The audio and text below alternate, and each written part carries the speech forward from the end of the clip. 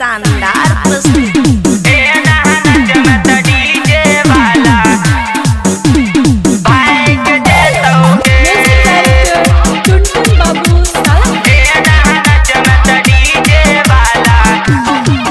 तोरा देख बुढ़बो के जवानी जाए के जेतोगे। तोरा देख बुढ़बो के जवानी जाए के जेतोगे।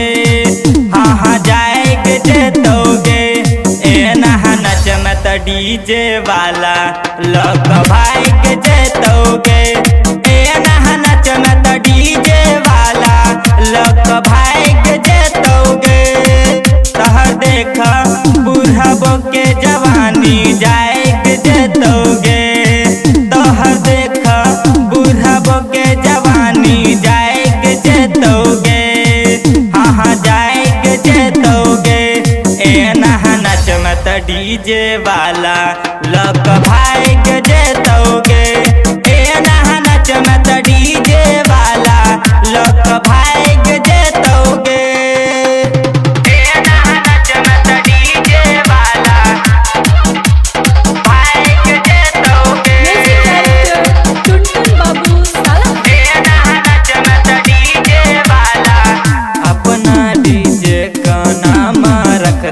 तब दुल्हनिया तोहरा बने तो हम ओई पर गाना जानिया।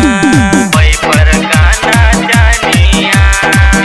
अपना डीजे का नाम रखते तब दुल्हनिया तोहरा बने तो हम ओई पर गाना जानिया।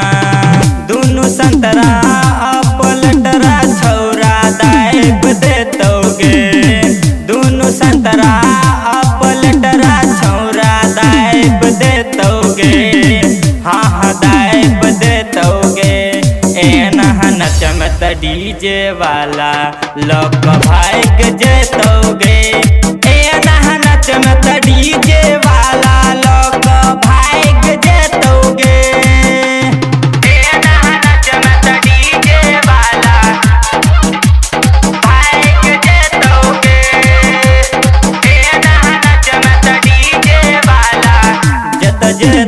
जेतो सब जगल जेतो बरतियों के संगे संग सरतियों मजा लेतो।